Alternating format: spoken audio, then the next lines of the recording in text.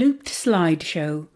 On backgrounds of warm yellow, vivid sky blue and soft red, credits for this panel are shared. Each new slide features a large white text box with black text and a bold black outline of a geometric shape, circles, triangles and parallelograms. First slide on yellow, text reads, "From Access to Inclusion, an Arts and Culture Summit." Next slide, text reads, "Welcome to the Aesthetically Accessible Arts and Cultural Experiences panel. Find out more by visiting adiarts.ie/summit and kennedy-center.org, with centre spelt CENTER. Next slide. Text reads, "Meet our chair, Robert Softly Gale, Artistic Director and CEO, Birds of Paradise Theatre Company." A photograph of Robert on the right, a man with short dark brown hair, fair complexion and clear-rimmed glasses. Robert sits in a room with a pale grey wall behind him. He wears a red jumper with a blocky geometric design across the chest and speaks with a Scottish accent. Next slide. Text reads, "Meet our presenters. Maria O'Shody, Artistic Director and CEO, Extant." A photograph of Maria, a biracial woman with long brown curly hair, swept back with a pale blue headband. She is smiling broadly. Maria sits in a white room with a doorway behind her. She wears a red shirt with a white earphone in one ear. She has an English accent. Next slide. Text reads, "Mindy Drapsa, Artistic Director, Rijkstheatern Crea." A photograph of Mindy, a woman with short brown hair and glasses. She wears a red jumper with her patterned shirt collar popped out, contrasting with the background of cream walls behind her. Mindy signs her presentation with an unseen colleague with a Swedish accent interpreting for us. Next slide. Text reads, "Kate Fox, Access Manager, Manchester International Festival." A photograph of Kate, sitting in front of floor-to-ceiling bookshelves and a glass brick window. They are smiling warmly at the computer, the screen reflected in their round-rimmed glasses. Kate wears a dark green and fawn-striped shirt. They have dark brown hair, cut very short, and speak with an English accent. Next slide. Text reads, "Sarah Schleining, the Margot B. Perot Senior Curator of Decorative Arts and Design and Interim Chief Curator, Dallas Museum of Art." A photograph of Sarah sat in front of a beige wall where a large golden disc is hung directly behind her head. Sarah has long blonde hair and wears a black top. She speaks with an American accent. Next slide. Text reads, "Access services available today. Irish Sign Language interpretation, British Sign Language interpretation, American Sign Language interpretation," with the associated logo for sign language, 2 hands, both forming a circle by pressing thumb and forefinger together. Also, speech to text, brackets CART, with the associated logo, a rectangular speech bubble with 3 horizontal lines in it. Next slide. Text reads, "Screen layout." A large frame is in the centre where the main speaker will be live streamed during the panel.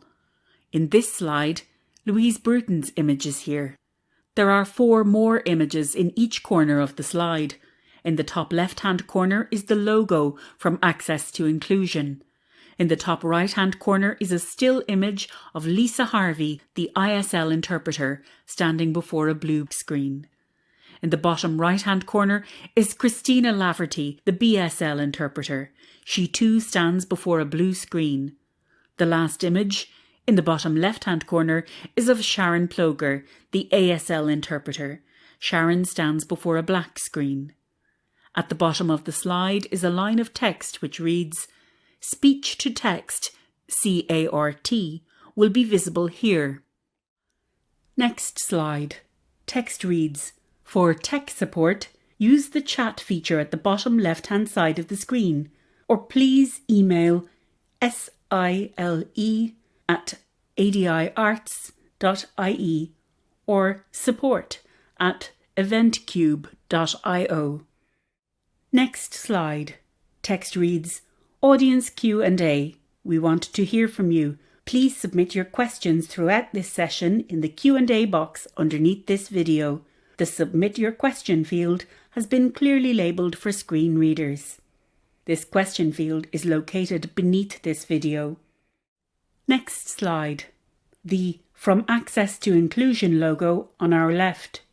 On our right, the text Starting Soon, with a reminder of the social media details, each typed as one word. Facebook account, Arts and Disability Ireland. Twitter account, ADI Arts. And Instagram account, Arts and Disability Ireland. Hashtag Access Summit. My name is Robert Coffield, and I'm the Artistic Director of Broken Paradigm Theatre Company, based here in Glasgow, but frequent work all over Scotland, all over the UK, and all over the world when we can. I want to really thank Arts and Disability Ireland for inviting me to chair this session, which I know will be fascinating in the things that we talk about. To give you a little bit of background, Broken Paradigms was started in 1993 by a group of adults with physical impairments who wanted to develop their skills in performance. From that point, we've changed a lot as a company. We still do quite a lot of training and development work, but we also create medium and large scale productions that tour all over the UK and all over the world. And we also support other organisations in developing their inclusive practices. Our productions recently in 2019, we were part of the Edinburgh International Festival with a production called Purposeless Movements, which won many awards and was featured in a variety of media. In 2018, we staged a production called My Left Right Foot, which is a musical about my left foot and about the whole thorny issue of casting non-disabled people to play disabled characters. Both of these productions and the overproductions really put access to the centre of them. And for us, that's really important. You know, I'm a disabled director, I'm a disabled theatre maker. I haven't got hearing loss or sight loss, so I don't require BSL or capsules or audio description. But I use a wheelchair, and if someone was to say to me that I couldn't go and see a piece of theatre because they didn't want to build a ramp, then that would seem to be a little bit off.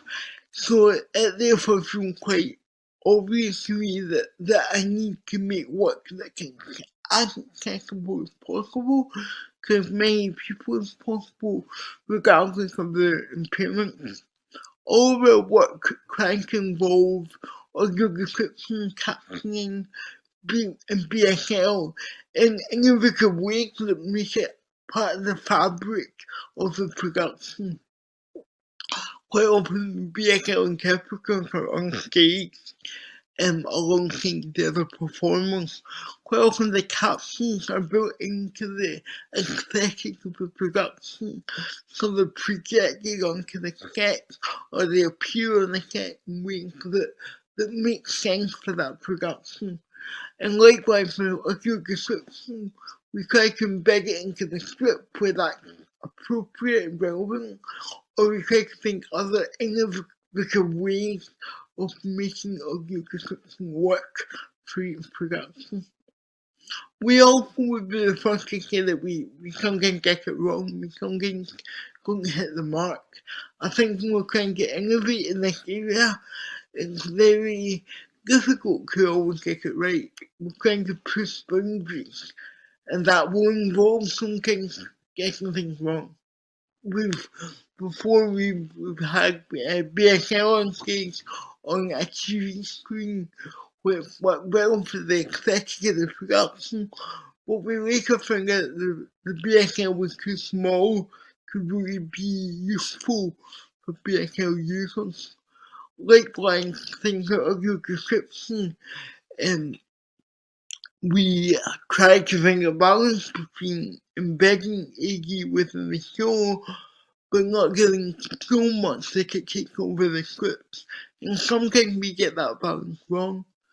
What we really appreciate about Comparing is that we've got partners such as ADI and people at Project who are quite open and say when we have got things wrong or when we haven't done quite enough. I think that's really important, that we can all be quite open and quite honest with each other. So, in that same spirit, I don't want to take up much more time.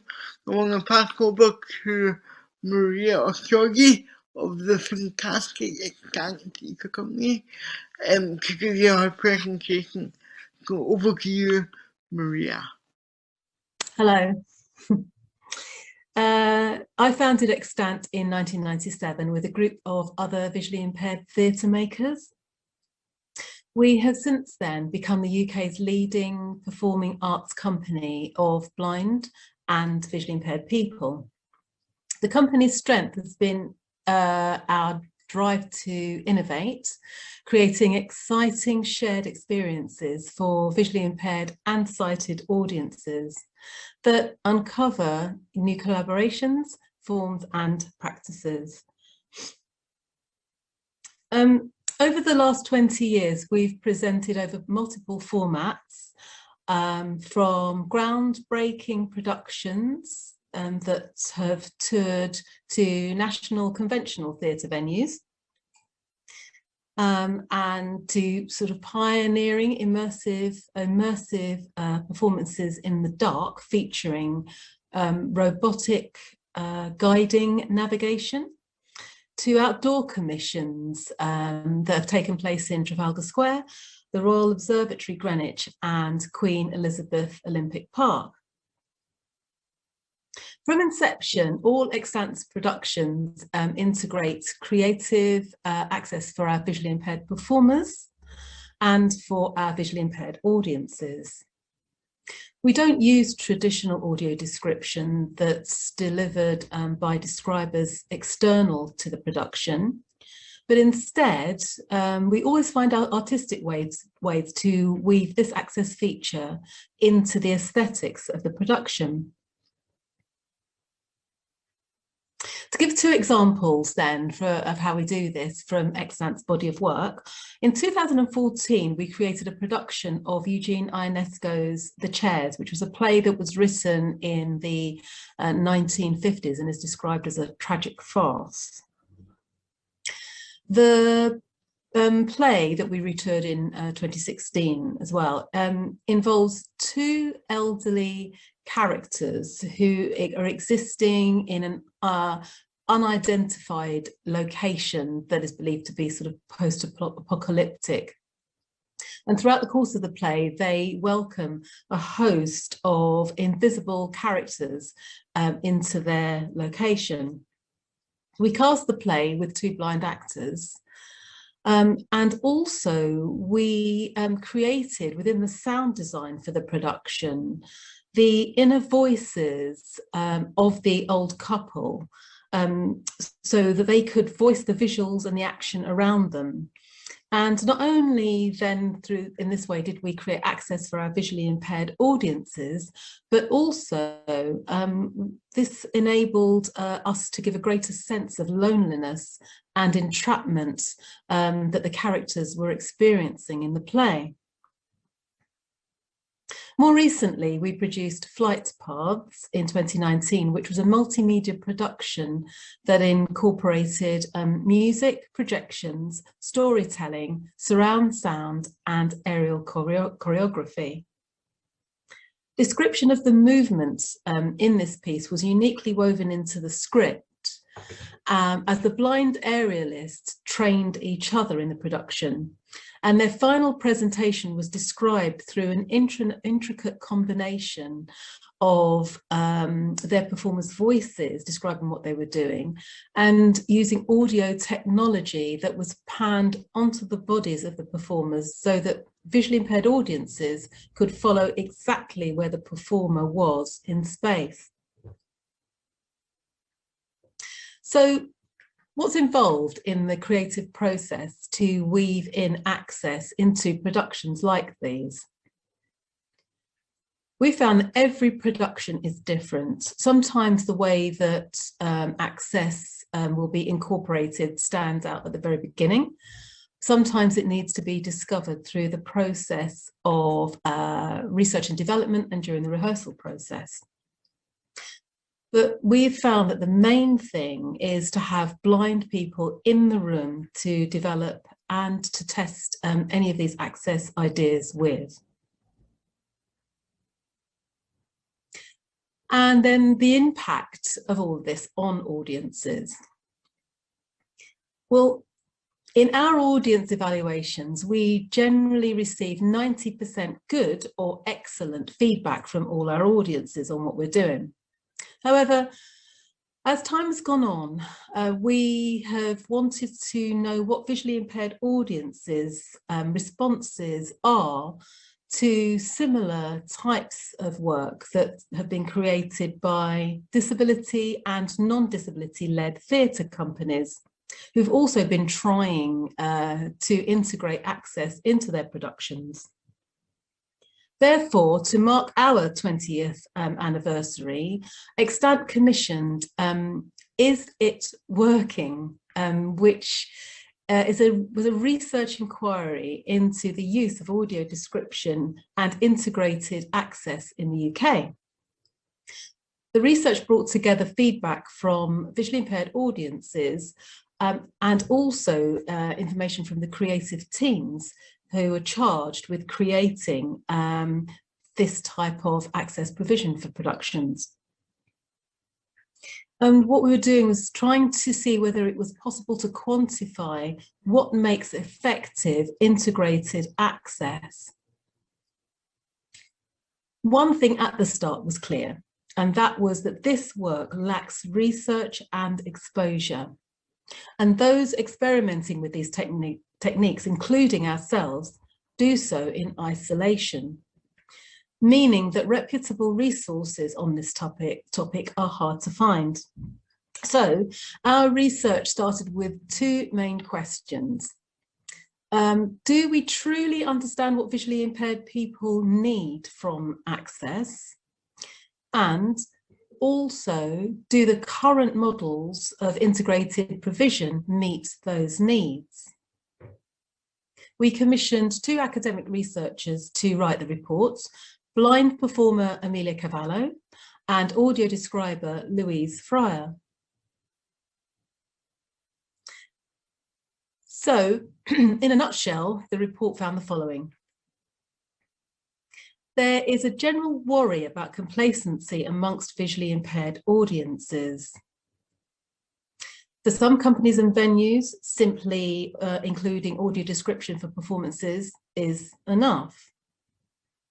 Without sufficient critical thought as to how it's functioning technically or creatively, integrated access has sought to overcome the perceived failings of traditional access provision. But at its worst, integrating the access artistically can override its primary purpose, which is to actually access what is there and not obscure it through too much creativity. At its best, however, access can become part of the creative process, encouraging artists to interrogate their art and offering them another creative tool, while providing an immersive experience for its users. It's true to say that BSL is highly visible and offers something new to mainstream audiences. However, audio description is largely unknown. Research in museums shows that open, multisensory description can enhance the whole audience experience, making a visit more memorable for everyone, not only visitors with specific needs. So it's possible then that open, multisensory description within live performance can also achieve the same thing. So look into the future. Extant is delivering integrated access training for a range of small touring companies who cannot afford the often costly traditional audio description. It comes in the form of Enhance, which we intend to offer an alternative lo-fi way to support these companies' work in the area of including access. We have a smorgasbord of options which will help them to serve the needs of visually impaired audiences from the point of creation to post-production, including things like advising on integrated access dramaturgy, developing touch tours, live program notes, accessible marketing materials, and how to develop a relevant audience for this work. We believe that this will give lots of small and emerging companies out there the skills to continue to work accessibly on all of their future work. Thank you. And now I'd like to introduce you to Mindy Drapser. Thank you. Hi, my name is Mindy Drapsa, and I'm the Artistic Director of Riksteatern Krea. We're located in Sweden. Riksteatern Krea, what we do is that we produce performing arts in sign language. And I'm here to tell you a little about how we work. And around the world, there are quite few theaters that work to produce performing arts in sign language. And a lot of times they're ruled by a hearing minority because the society is built that way. But at Riksteatern Krea, we do it the opposite way. We have deaf people leading our work, both in our producing work and in our touring work, and everything that we do is based in a sign language culture. That's Riksteatern Krea. Quite exciting, I think. And I want to tell you a little bit more about us. We have been around for 50 years, which is quite some time. And we have been working with performing sign language theater since then. We make 2 or 3 productions every year. And our main goal is to produce performing arts, like I said, but we also have an important work to have to maintain the relations to our presenters, because we don't have an own stage. We tour around Sweden and around the world. So it's important for us to have the relationship with our presenters and to maintain that relationship. And we also try to be represented in a lot of different areas. We do a lot of knowledge exchange. And as you might know, sign language is not an international language. Every country has its own sign language. So to be deaf and to be a sign language user is, of course, something that exists all around the world. And for us, it's important to have a relationship with deaf people around the world, to get inspiration from each other and to give inspiration to others as well. And for us, it's important to, like I said, we produce in sign language, but we also not only work with sign language, we also have a different process when we make our performances. And for me, that's very important to have representation of deaf people in everything that we do. I'm a deaf person myself, and I've grown up with the deaf identity, and that's important to be that is a part of our work from the beginning to the end production, and that we work on our conditions, from our conditions as deaf people throughout the whole process. And sign language is a proper actual language, like I said, and we have our own culture and our own identity.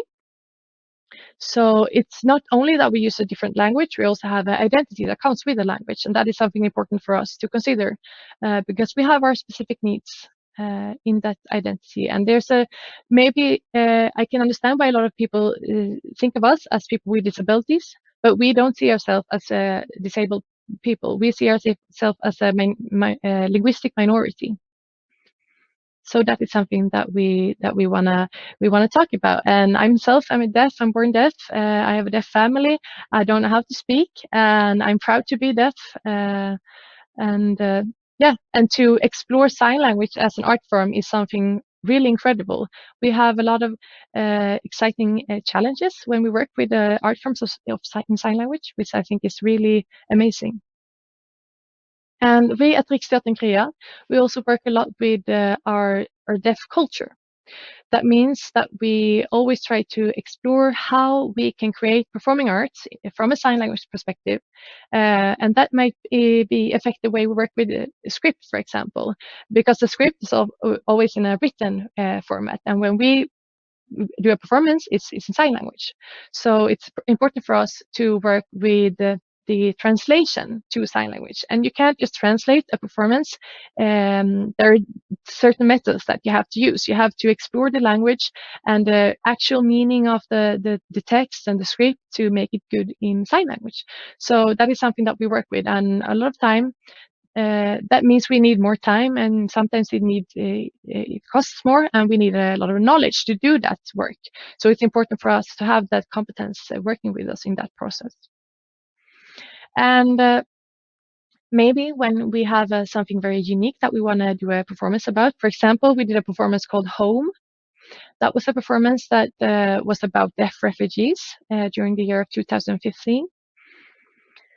And we decided that we want to do a performance on this issue. And we interviewed deaf refugees that had come to Sweden. And we used that as a material, the ground material for our performances. And we didn't want to make that script written down, because that would not be the original way of the material.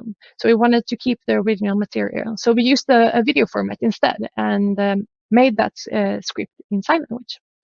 And because deaf people from other countries, for example, Middle East or different countries around the world, when they don't have access to education in a lot of countries, unfortunately, that's the way situation for deaf people around the world. So then they don't have access to a full language, and they have never learned a language as kids, and that affects the possibility to learn language later on in life. And that was something that we wanted to show in this performance, to honor their situation, and to let them be represented in this work. And when we did the performance of Home, it was important for us to show our culture on stage, and to make sure that it was shown in a good way. So on stage, we had 2 actors that was only signing in sign language, and 1 hearing actor. And she was the interpreter for the 2 actors that was signing.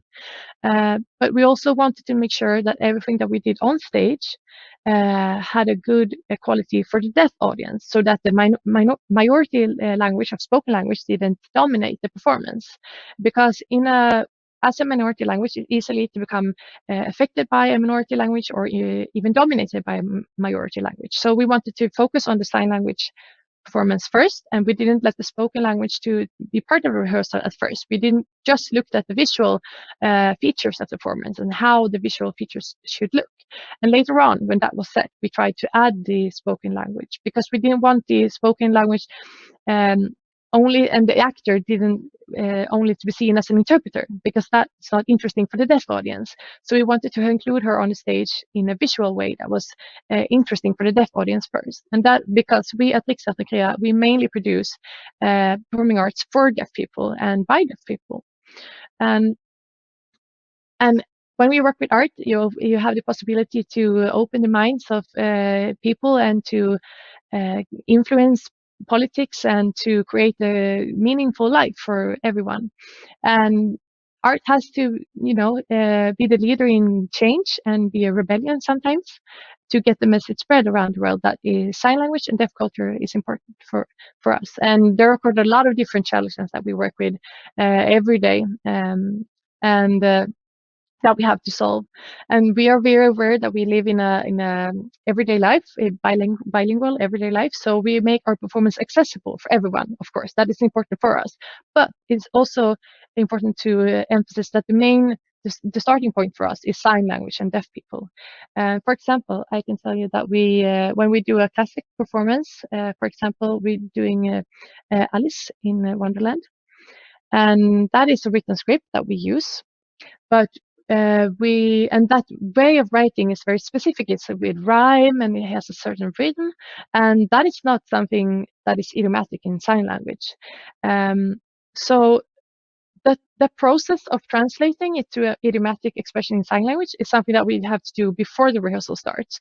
And in a normal situation, you might hire a dramaturg, but instead to talk about the storyline, but instead we work with sign language experts to make it accommodate to sign language, so that the deaf audience and the actors, when they rehearse the play, that they don't have to talk about the structure of the language. So that is something that we do before the rehearsal starts. So that is an example of how we work, and we have a lot of exciting things that we have to think about when we perform a play. And yeah, that was about it. That was what I wanted to tell you about. So now I want to say thank you for listening to me, and welcome Kate. Bye.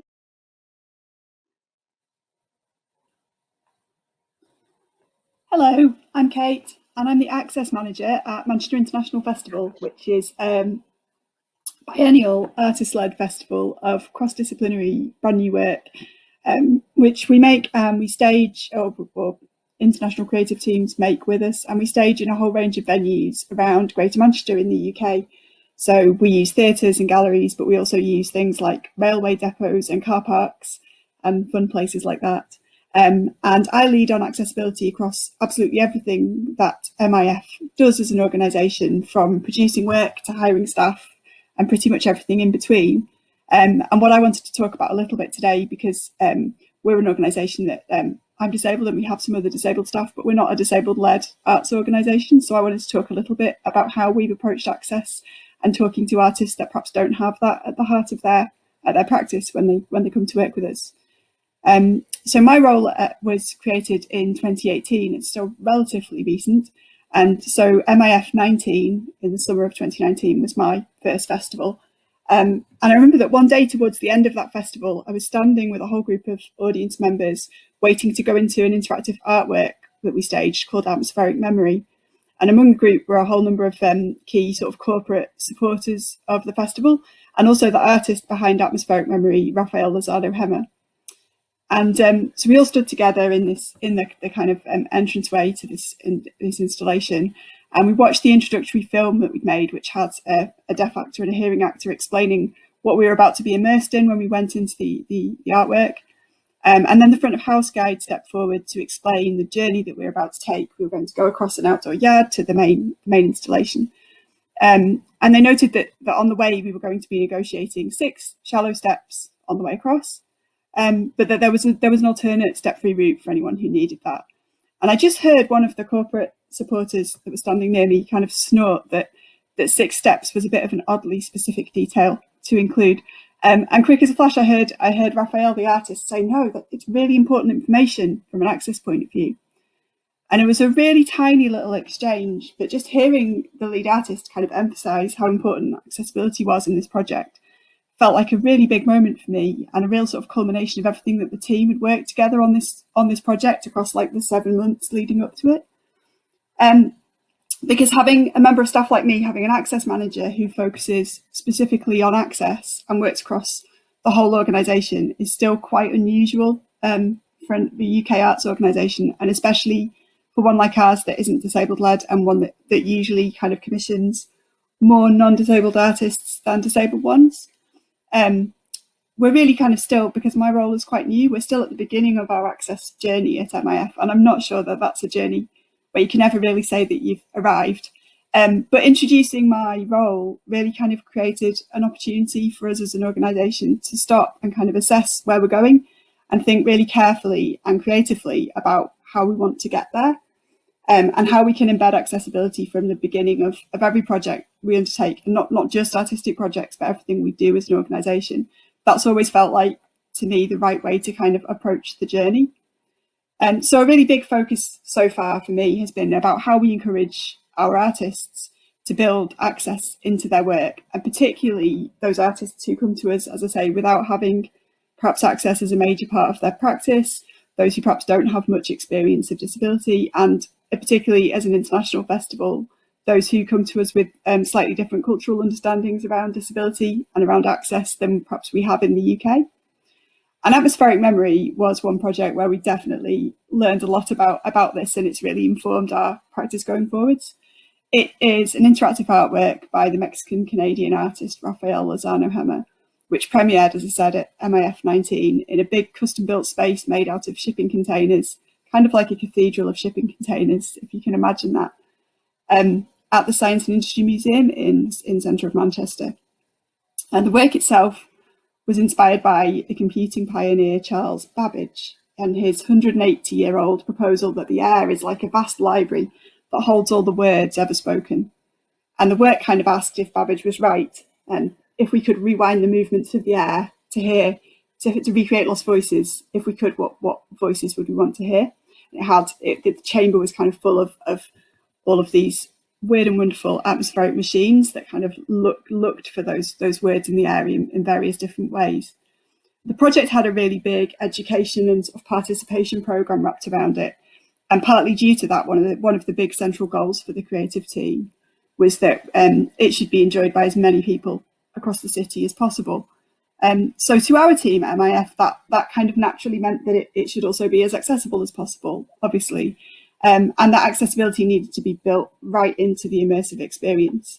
So I'm just going to talk a little bit about some of the ways that we went about that in 2019. One thing that was really important is that the production team that came together had a really strong commitment to embedding access across the whole work from the outset. The senior producer, the production manager, the associate producer, and myself, of course, all kind of came from previous projects that had really centred accessibility. And so we sort of got together and agreed a shared vision at the beginning, and did the work of kind of keeping access on the agenda in every single conversation about atmospheric memory, whether we were talking to the artist or the tech crew or the marketing department or our partners at the museum. Another thing that we really, really benefited from on this project and really kind of enabled us to take some really, really big steps forward was the openness from Raphael, the lead artist, and his creative team. We talked about our ambitions around accessibility to Raphael from really early in the process, and we were able to have some really useful face-to-face conversations with him. They weren't always easy conversations, but they were always super interesting, to kind of determine what an accessible atmospheric memory might look like and why it was important. And I don't think that the creative team would mind me saying that accessibility wasn't really a kind of core part of their practice at the start of the project, but they were incredibly open to learning. And by the end of the Manchester show, they were making plans to replicate this approach that we took to in future presentations of the work as it kind of travels across the world now. In doing that work with the creative team, another thing that we sort of held dear was really staying true to the artistic intent of the project. So as a festival team, we always tried to take the approach of, well, how can we make this work that you're creating more accessible, rather than kind of, oh, you can't do A, B, or C because of access, and making it a negative thing. And we discussed really explicitly together with the creative team how we could weave in some adjustments while holding the artist's intentions and kind of staying true to that element of the work. So, for example, there were some sensory elements in atmospheric memory that were intentionally designed to be a bit overwhelming, a bit unsettling. And the process of kind of thinking through how we might adjust that for a relaxed presentation, because we did a number of relaxed presentations throughout the festival period, and testing out some of those ideas, we found a really useful way of prompting some really in-depth conversations with the artist about how we could remove those barriers while still offering people the opportunity to experience the work as intended. So one of the overwhelming parts of the work was a kind of wave-like sound and lighting section that you walk through. And initially, we kind of thought we might have to really scale that back or take that out for a relaxed presentation. But what we arrived at was a way of slowing down that wave-like action so that it was more predictable. And we also changed the way that we moved the audience through it so that you could have an opportunity to see it in action before it engulfed you, so to speak. And we also used a visual guide to manage people's expectations around that, and offering an alternate route if they would prefer that. But in the end, we found that it was that kind of question that really, really engaged the artist and his team, and really sort of informed how they began thinking about integrating access into their practice as they move forward. Another thing on this project that we found really useful, and I still do, was getting our access experts involved as early as possible in the process. So we created a downloadable audio guide to atmospheric memory, and the introductory film that I mentioned at the beginning was a collaboration between a deaf and hearing actor using spoken English and British Sign Language. So we got our describer and our actors and BSL translators and advisors involved really, really early on, so that they were able to be part of developing the whole interactive experience and kind of see how their element was going to blend in with everything else that we were offering to the audience. That was particularly useful given the kind of historical context that we were working in, with this sort of 180-year-old idea that was the centre of the work.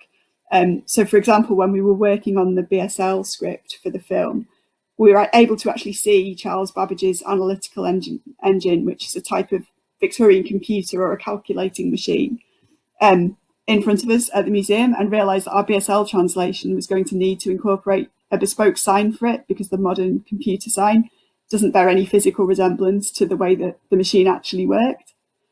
And all the way through the project, we kind of really explicitly made accessibility everyone's responsibility, and that included our front of house staff and volunteers, and made sure that everybody was thinking of it right the way through the project to the end.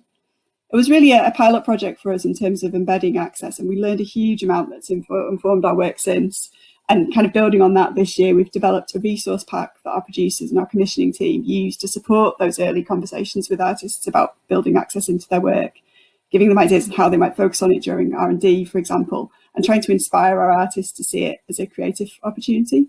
We've got so much to learn and we've got so much further to go, but we really want to go there as creatively as we possibly can and put access at the heart of our approach to making work and also to running our organisation.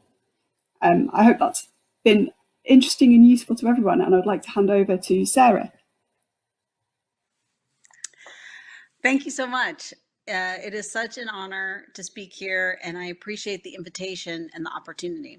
I'm Sarah Schleining, and I'm here to talk to you specifically about my exhibition, Speechless, Different by Design, at the Dallas Museum of Art. I believe museums are percolators and incubators of ideas, and that at their best, they support ideas even when they challenge museum conventions. This exhibition asks the art museum to be as an institution to reconsider aspects of its role, to shift, to grow, to do more and be more, to explore its potential as more than just a cultural asset, and to be spaces that foster empathy and understanding of difference. Traditionally, exhibitions in art museums are passive. We observe the works of art. The Speechless project suggests a more participatory method of communicating through art. The goal was, in fact, to embed ideas of accessibility with aesthetics and shift visitors from passive observers to active participants. Created in collaboration with designers, scholars, and scientists, Speechless debuted 6 site-specific installations commissioned from leading and emerging international designers. Their wildly inventive pieces were multisensory and participatory, environments where visitors actively explored, places where senses were paramount, and are often experienced in unusual and surprising ways. This included everything from breathing 5-meter high sculptures that would expand and contract, offering non-human hugs to visitors, to a metal sphere of sounds crowdsourced from around the globe that translated geographical locales into haptic sound maps.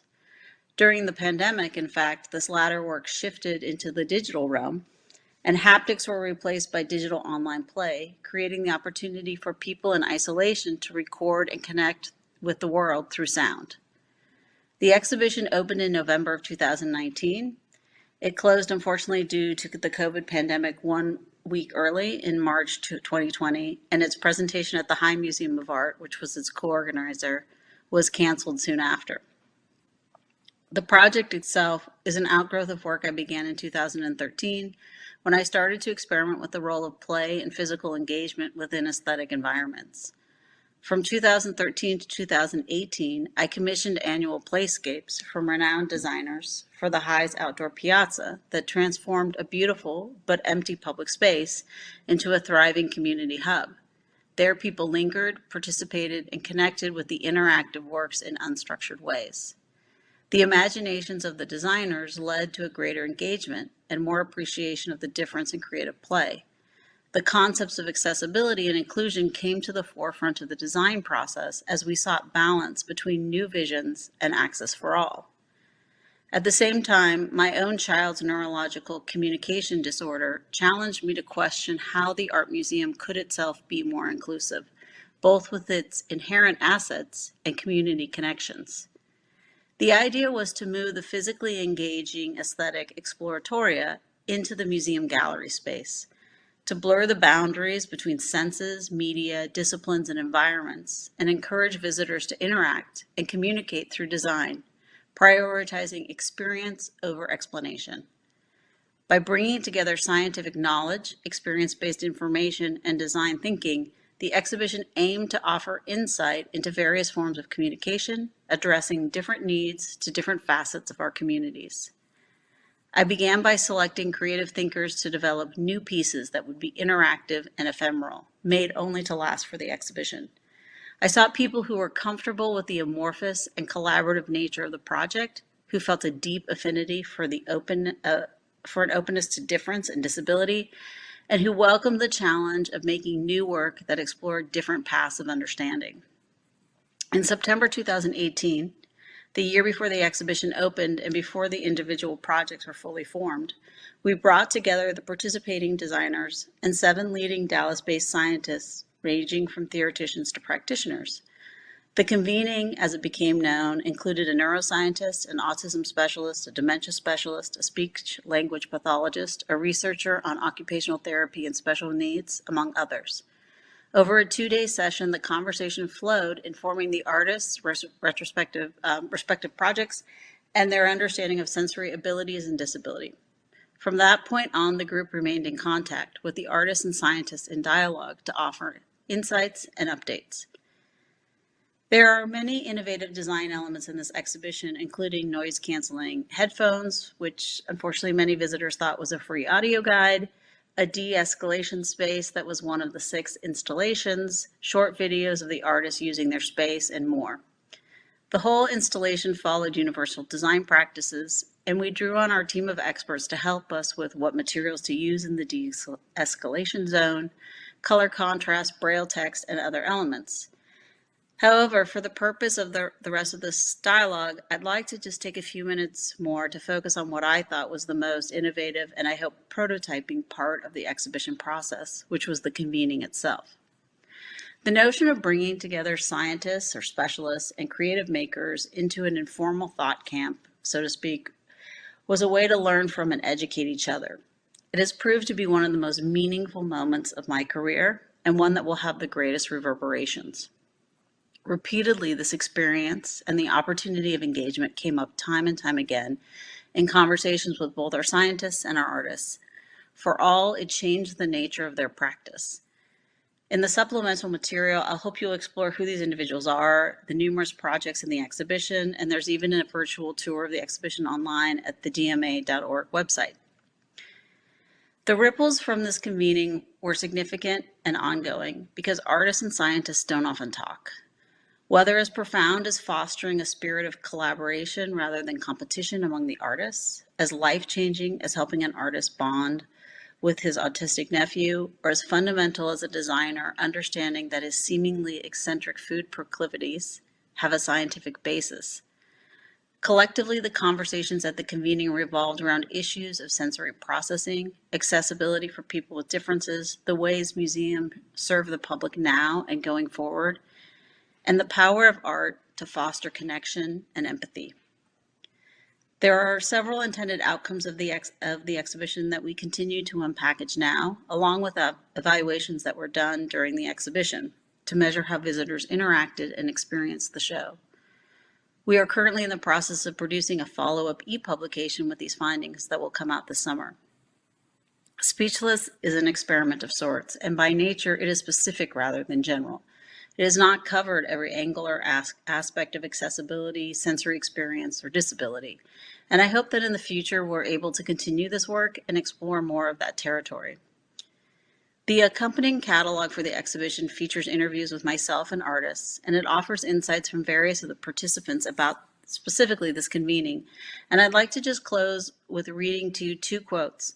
One from the artist William Ladd, who was one of the artists in the show, who said, "It was amazing to meet with a whole group of people, scientists, that were working with these communities. You don't really, as an artist, think about this type of community. Artists are usually very independent. They're making their own work, and then they put it out in the world." And on the other side, this is a quote from Dr. Tandra Allen, who is a communication expert. And she said, "It has been a life-impacting experience to connect with both artists and scientists for a common mission, to bridge the gap of communication. I found that even though we were coming from different backgrounds and perspectives, we all agree that our human potential is unlimited, and understanding that there's not one direct path in life.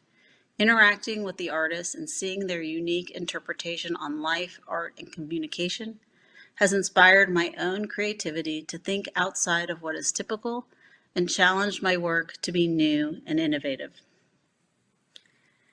Speechless by Design was a show that innovated, and I hope serves as a prototype to be a new kind of process for exhibitions, pointing the way to a more inclusive museum. I appreciate your time, and I want to now welcome you all to join us for a Q&A.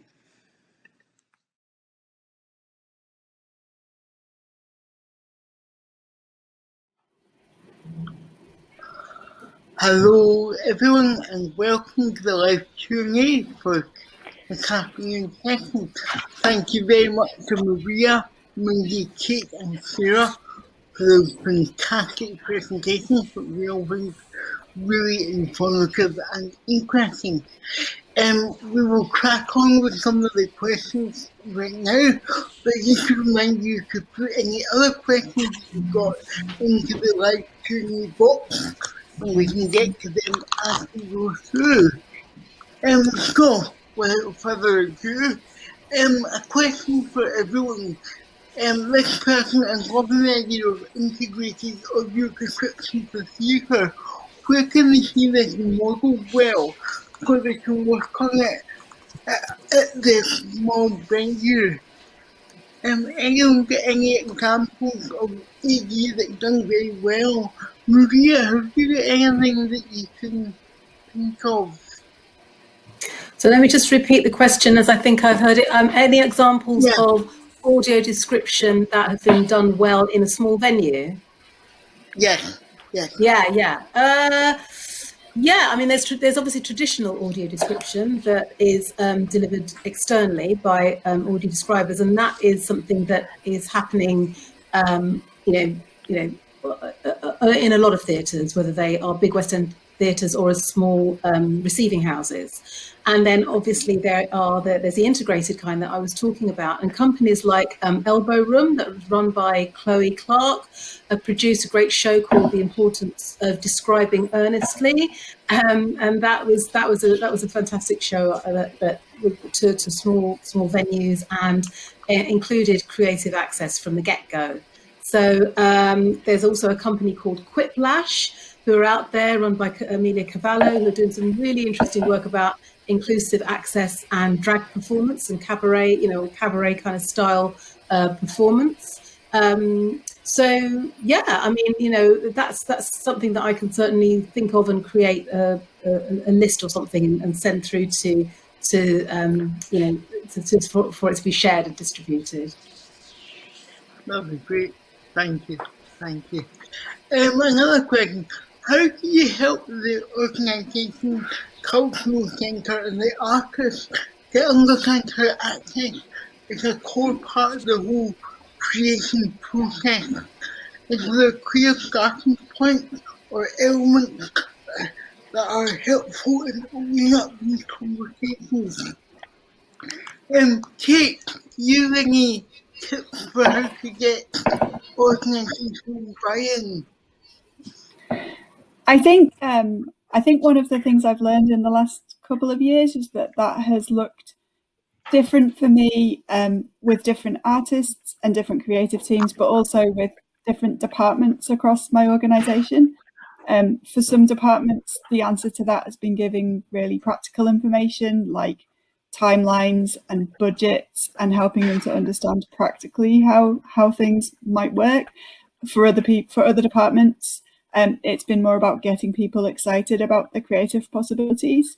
And I think it's also really important to say that a lot of that has also been having disabled people's voices in the room, talking about what works, what doesn't, what's annoying, what's great, and really kind of showing people who perhaps don't use access provisions for themselves why it's important in that respect.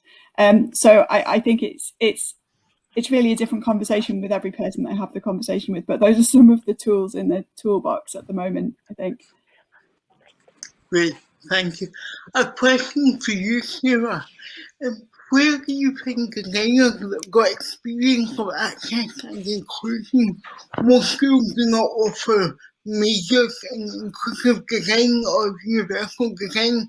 How do you convince designers to think about access, and can we reach them earlier? Let's report to that.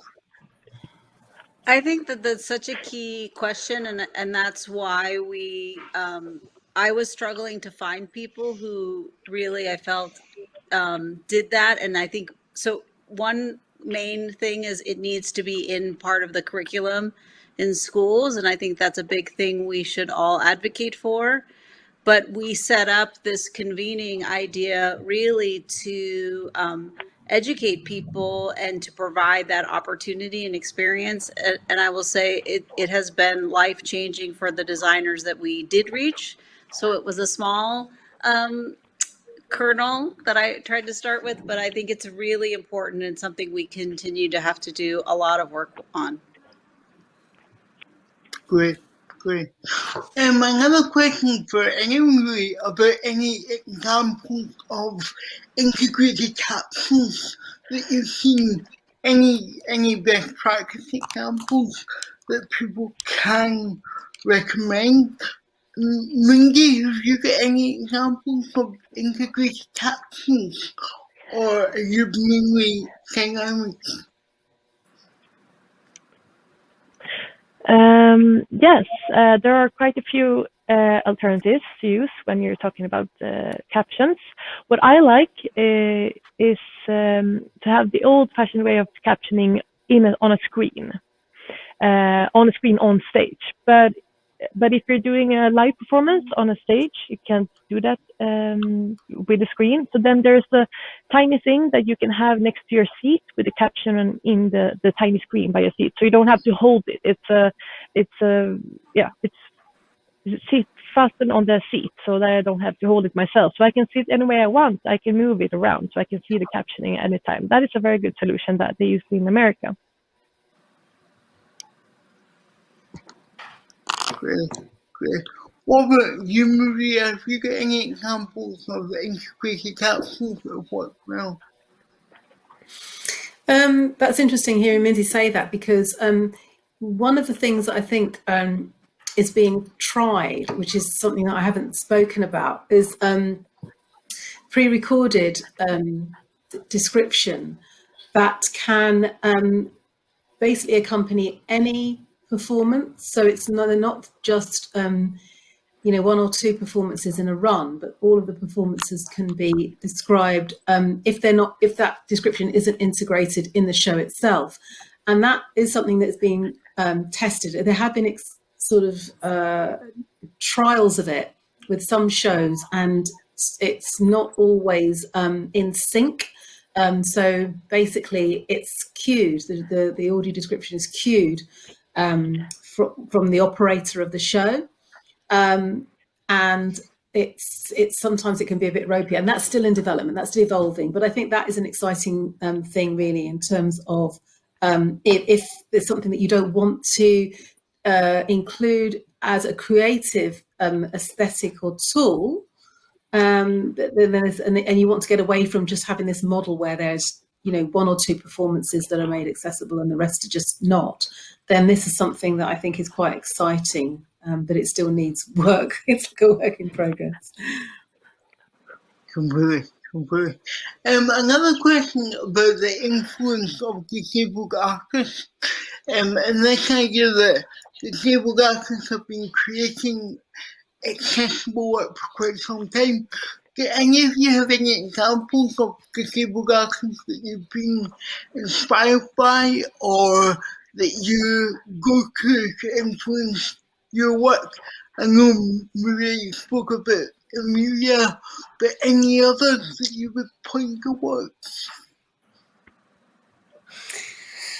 Wow. Well, I think that, we're all sort of doing it sort of together. So, you'll see different approaches depending on what the piece is. And I think that any move by any company, no matter what level of success that it kind of turns out to be, is just brilliant because it feels that it's a really live, fertile sort of territory.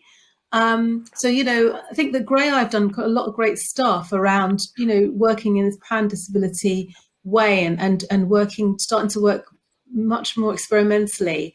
And some things are more successful than others, but at least there's an attempt. And that's what I think this is all about. It's like any artwork, everyone's just exploring and trying things out. And I think that, that's something that, it just has to be lauded. So I think that and I think the more that this becomes a sort of familiar thing, the more that people are going to be taking those risks and discovering new things. So I think it's something that it's not it's an uncommon sort of thing in terms of disability theatre. Everyone's trying something new all the time, and that's why it's really important to get out there and see and sort of experience what's happening, really. So I hope that's not too general an answer. No, great. One last question I think we came for is about if an organisation is just starting out on this journey of becoming more accessible and more inclusive. Are there any resources or any examples that you would point towards where they could look to get more information? Kate, would you have anything on that you would recommend? Yeah, I would say certainly in the UK that Unlimited and Shape Arts are two great organisations that their websites particularly are a mine of really useful resources. So if you're kind of looking for things to seed out through your organisation to help people feel that they have a level of knowledge, they're really useful. In terms of great books, I during lockdown have been repeatedly recommending Disability Visibility by Alice Wong as a great read. Technically I think I read it while I was on furlough, but I would say that's a great resource just to kind of look at the why this matters sort of side of things and get you inspired. That would be my book of the month recommendation, I guess. Great, thank you very much. And now we're going to wrap up bang on time, so thank you very much to the four panelists, and thanks to everyone who came along to this session. After this, there will be some networking rooms that you'll all be able to join and network with each other, and we will see you again next Tuesday, the 23rd of March, for the final day of the symposium. So thank you very much. Goodbye. Thank you.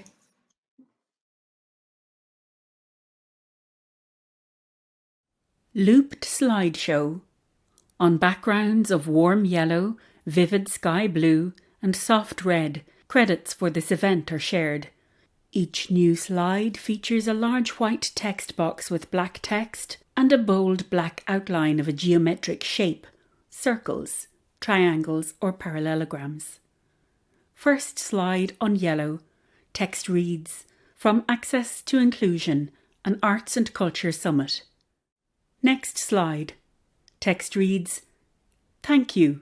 On behalf of Arts and Disability Ireland and the John F. Kennedy Centre for the Performing Arts Office of VSA and Accessibility, thank you for attending From Access to Inclusion, an Arts and Culture Summit." Next slide. Text reads, "Funders and Sponsors." The logos of 4 organisations sit below. They are the Kennedy Centre, the Arts Council An Chomhairle Ealaíon, British Council and Creative Europe Culture. Next slide. Text reads, join us in our networking rooms. Meet and mingle with your peers during the break and after the final session of each day. Next slide. Text reads, follow us and share, followed by details of hashtags and social media accounts, each typed as one word. Use hashtag Access Summit to feature on our lobby Twitter wall. Facebook account Arts and Disability Ireland, Twitter account ADI Arts, and Instagram account Arts and Disability Ireland.